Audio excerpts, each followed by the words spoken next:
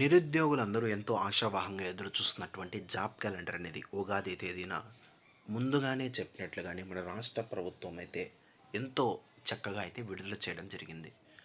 ఉన్న నోటిఫికేషన్స్ అన్నీ కూడా ఒక ప్రణాళికాబద్ధంగా డివైడ్ చేసి ఏ నోటిఫికేషన్కి సంబంధించి ఎన్ని పోస్టులు ఖాళీగా ఉన్నాయి, మరియు ఏ నోటిఫికేషన్ అనేది ఏ సమయంలో విడుదలవుతుంది అనే అంశాన్ని మొత్తం కూడా చాలా చక్కగా మనకైతే ప్రకటించడం జరిగింది.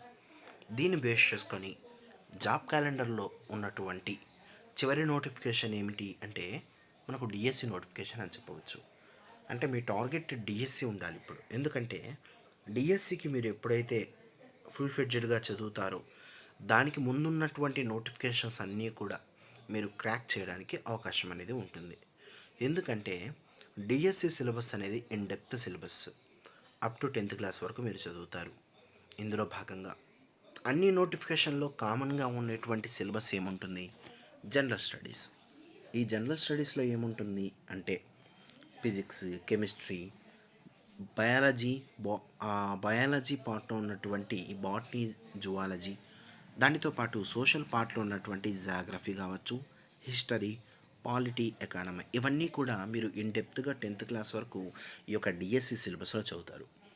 ఎప్పుడైతే దీన్ని మీరు ఫుల్ ఫ్లెడ్జ్డ్గా నేర్చుకుంటారో దీనికి సంబంధించి కామన్గా సిలబస్ ఉన్నటువంటి దానికి ముందు నోటిఫికేషన్స్ అంటే గ్రూప్ 1 కావచ్చు, గ్రూప్ 2 కావచ్చు, హెచ్డబ్ల్యూఓ కావచ్చు, ఇంకా చాలా విభాగాల్లో ఉన్నటువంటి నోటిఫికేషన్స్ అన్నీ కూడా దాదాపుగా డిగ్రీ, ఇంటర్ క్వాలిఫికేషన్తో ఉంటాయి. ఇవన్నీ కూడా మీరు ఈజీగా క్రాక్ చేయడానికి అవకాశం అయితే ఉంటుంది. కాబట్టి మీ టార్గెట్స్ డిఎస్సి అయ్యి ఉంటే ఆ డిఎస్సి మీరు చదువుతూనే దాని ముందర ఉన్నటువంటి అనేక నోటిఫికేషన్స్ అన్నీ కూడా మీరు ఈజీగా మీరైతే గెయిన్ చేయడానికి అవకాశం ఉంటుంది.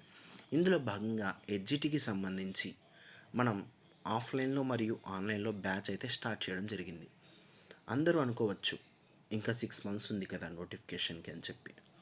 మీరు బాగా గమనిస్తే డిఎస్సికి సంబంధించి మీరు ఫుల్ ఫెడ్జ్డ్గా లాంగ్ టర్మ్ ప్రిపరేషన్లో కూర్చుంటే మాత్రమే జాబ్ అయితే సాధించడానికి అవకాశం ఉంది.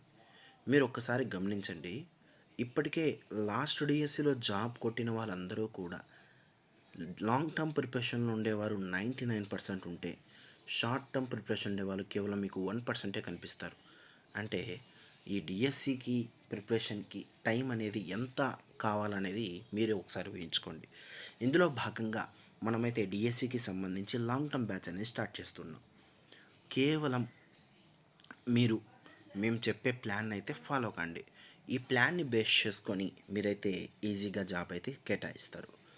ఉన్నటువంటి 200 రోజులు ఎప్పుడైతే మాకు ఇస్తారో జాబ్ అనేది ఖచ్చితంగా మీ చేతుల్లో ఉంటుందని చెప్పొచ్చు.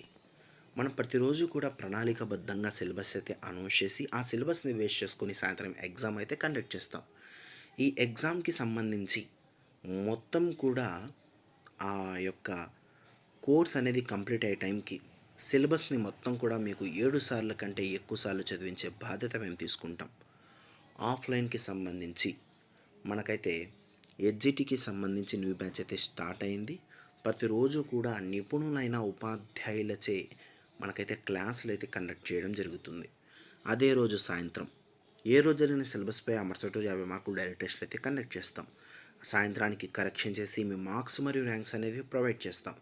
దానితో పాటు ఈ కేస్ స్టడీ అనే కొత్త ప్లాన్ని మనకు రాష్ట్రంలో ఎక్కడా లేని విధంగా మొట్టమొదటిసారిగా మన ఇన్స్టిట్యూట్లోనే తీసుకొస్తున్నాం. ఇందులో భాగంగా మీరు చదివే అంశంలో ఏ అంశాల్లో వెనుకబడి ఉన్నారు, ఇంకా మీరు ఎలా చదవాలనుకుంటున్నారు, ఒకవేళ మీరు చదవలేకపోవడానికి గల కారణాలు ఏమిటి, ఇవన్నీ కూడా దాంట్లో డిస్కస్ చేయడం జరుగుతుంది. తద్వారా మీకు తెలియకుండానే మీలో మోటివేషన్ అనేది కల్పించడం జరుగుతుంది. దాంతోపాటు ప్రతిరోజు కూడా సైకాలజీ సంబంధించి మనకైతే మోటివేషన్ క్లాసులు అయితే కండక్ట్ చేయడం జరుగుతుంది. ఈ మోటివేషన్ క్లాసుల ద్వారా మీలో చదవాలన్న ఆసక్తిని మరింత ప్రేరేపించే విధంగా ఈ యొక్క క్లాసులు అయితే కండక్ట్ చేయడం జరుగుతుంది. ఇంకా ఏ రోజు జరిగిన సిలబస్పై మనకైతే డైలీ ఎగ్జామ్తో పాటు వీక్లీ గ్రాండ్ టెస్ట్ అయితే కండక్ట్ చేయడం జరుగుతుంది. దానితో పాటు మనకు రివిజన్ గ్రాండ్ టెస్ట్ కూడా కండక్ట్ చేయడం జరుగుతుంది. తద్వారా ఆఫ్లైన్ బ్యాచ్లో మీరు 7 సార్లు కంటే ఎక్కువ సార్లు మీ యొక్క సిలబస్ని మొత్తం కూడా కంప్లీట్ చేయడం జరుగుతుంది. ఈ యొక్క బ్యాచ్ మొత్తం కూడా కంప్లీట్ అయిన తర్వాత మీకు డివిజనల్ టెస్ట్లు, రివిజన్ టెస్ట్ ఇవన్నీ కూడా కండక్ట్ చేసి మీకు ఎగ్జామ్ వరకు చదివించే బాధ్యత మన తిరుపతి శ్రీ ప్రజ్ఞ అయితే తీసుకుంటుంది. దానితో పాటు ఇప్పుడు మీకు ఆన్లైన్లో కౌటిల్య బ్యాచ్ అయితే రన్ అవుతూ ఉంది. ఈ కౌటిల్య బ్యాచ్కి సంబంధించి కూడా మనం ప్రతిరోజు కూడా సిలబస్ అనౌన్స్ చేసి ఈ సిలబస్ ప్రకారం మనమైతే ఎగ్జామ్ అయితే కండక్ట్ చేస్తూ ఉంటాం. ఉదాహరణకి ఈరోజు మీకు కరెంట్ అఫైర్స్కి సంబంధించి ఎగ్జామ్ అయితే రన్ అవుతూ ఉంది. ఈ కరెంట్ అఫైర్స్కి సంబంధించి మీరు ఏమి చదవాలి అనేది కూడా మనం పీడిఎఫ్ అయితే ప్రొవైడ్ చేస్తాం. ఈ పీడిఎఫ్ని మీరు ప్రింట్ తీసుకొని మరి ప్రిపేర్ కావచ్చు. మరియు దీనికి సంబంధించిన డైలీ టెస్ట్ అనేది మీరు సిబిటి విధానంలో ఏ విధంగా అయితే డిఎస్సి ఆన్లైన్లో రాస్తారో అదేవిధంగా యాప్లో మీరైతే ఆన్లైన్లో ఎగ్జామ్ రాస్తారు. మరియు దానికి సంబంధించిన పీడిఎఫ్ అనేది ఈ విధంగా మీరైతే డౌన్లోడ్ చేసుకొని మీ దగ్గర ఉంచుకొని మరీ చదవడం అయితే జరుగుతుంది. ఈ విధంగా మీరు చేయడం వల్ల మీరు ఎగ్జామ్కి సంబంధించి చాలాసార్లు రివిజన్ చేసి ఈజీగా మీరు నేర్చుకున్న అంశాలు గుర్తుపెట్టుకొని లాంగ్ టర్మ్ మెమోరీలో ఉన్నటువంటి మీ యొక్క జ్ఞానం ద్వారా ఈజీగా జాబ్ అనేది కొట్టడానికి అవకాశం కల్పిస్తుంది మన తిరుపతి శ్రీ ప్రజ్ఞ డిఎస్సి. ఇందులో భాగంగా ఈరోజు జరిగినటువంటి ఎగ్జామ్కి సంబంధించిన కొన్ని బిట్స్ అయితే చూద్దాం. మొదటి ప్రశ్న, ఏ దేశ అత్యున్నత పౌర పురస్కారం order of the most ancient Welwitschia mirabilis ఇటీవల మోడీ గారు అందుకున్నారు? అంటే ఇక్కడ ఒక పురస్కారం ఇచ్చారు, order of the most essential Welwitschia mirabilis.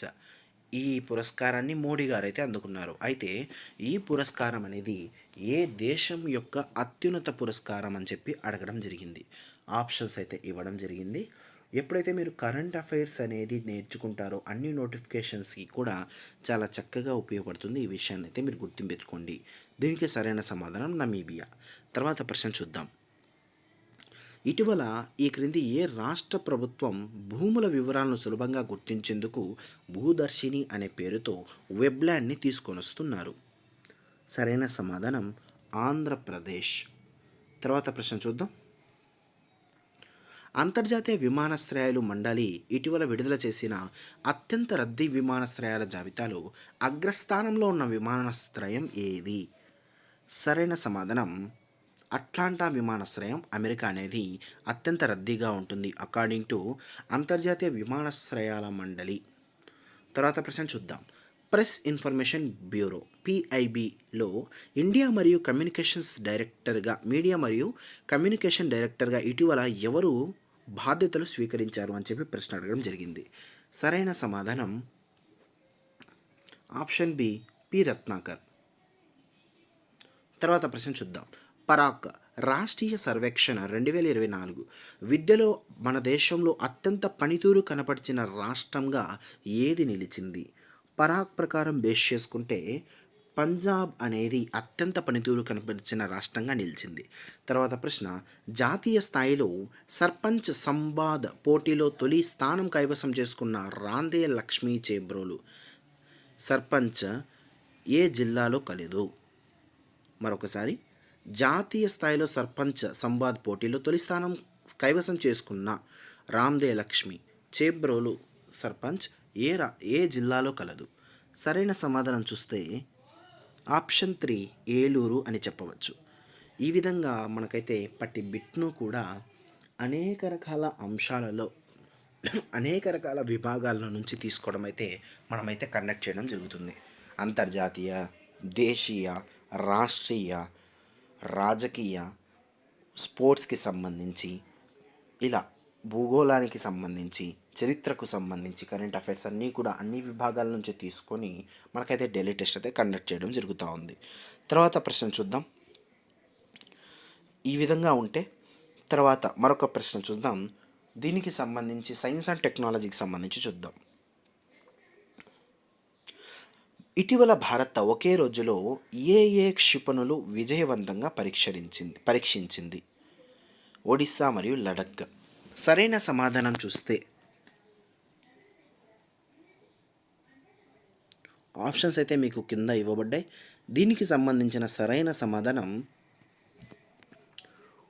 Prithvi 2, అగ్ని 1, ఆకాష్ ప్రైమ్ ఇవన్నీ కూడా ఒకే రోజు పరీక్షించడం జరిగింది అని చెప్పవచ్చు. తర్వాత ఇంకో విభాగం, ఉదాహరణకి స్త్రీకి సంబంధించి మహిళలకు సంబంధించి వచ్చినటువంటి ఆ యొక్క కరెంట్ అఫైర్స్ చూస్తే, ఇటీవల ప్రభుత్వ కార్యాలయాల్లో మహిళల శ్రేయస్సు ప్రోత్సహించడానికి మహిళా ఆరోగ్య కక్ష ఎక్కడ ప్రారంభించారు? సరైన సమాధానం చూస్తే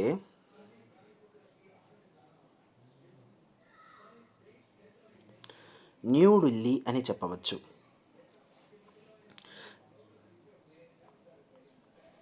ఈ విధంగా అన్ని విభాగాల నుంచి కూడా మనకైతే కవర్ చేయడం జరిగింది. ఇంకా ఓటర్స్కి సంబంధించి క్వశ్చన్ నెంబర్ 30 చూడండి. 1200 కంటే తక్కువ మంది ఓటర్లతో అన్ని పోలింగ్ స్టేషన్లు కలిగిన దేశంలోనే మొదటి రాష్ట్రంగా ఏ రాష్ట్రం నిలిచింది? సరైన సమాధానం బీహార్. అంటే బీహార్లో ఉండే ప్రతి పోలింగ్ స్టేషన్లో కూడా 1200 కంటే తక్కువ మంది ఓటర్లతో ఉంది. అలా అన్ని పోలింగ్ స్టేషన్లో కూడా వారి యొక్క ఓటర్ల నమోదు 1200 కంటే తక్కువ ఉంది అని చెప్పవచ్చు. తర్వాత ప్రశ్న చూద్దాం.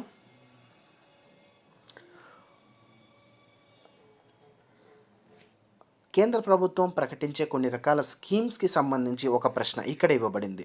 2 సంవత్సరాల్లో 5 కోట్లను ఉద్యోగాలు కల్పించే లక్ష్యంతో పీఎం వికసిత్ భారత్ రోజ్గార్ యువజన పథకం ఎప్పటి నుంచి అమల్లోకి రానుంది?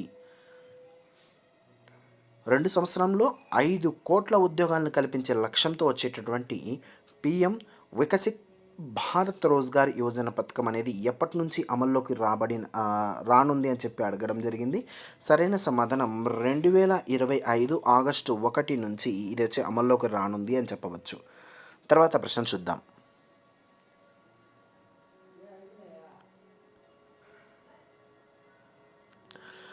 ఇండియన్ రైల్వేస్, దానికంటే ముందు ఇండియన్ ఎకానమీకి సంబంధించి ఒక ప్రశ్న. 43వ ప్రశ్న చూద్దాం. ఇటీవల 2025 జూలైలో 166వ ఆదాయ పన్నుల వేడుకలు నిర్మలా సీతారామన్ అధ్యక్షతన ఎక్కడ జరిగాయి? దీనికి సంబంధించిన సరైన సమాధానం న్యూఢిల్లీ అని చెప్పవచ్చు. మీరు ఒకసారి గమనించండి, ప్రతి విభాగాన్ని కూడా ఇక్కడ చెక్ చేస్తున్నారు. తర్వాత ప్రశ్న ఇండియన్ రైల్వేస్కి సంబంధించి చూడండి. మన దేశంలో మొదటిసారిగా హైడ్రోజన్ శక్తితో నడిచే రైల్వే కోచ్ విజయవంతంగా ఎక్కడ పరీక్షించారు? సరైన సమాధానం చెన్నై అని చెప్పవచ్చు.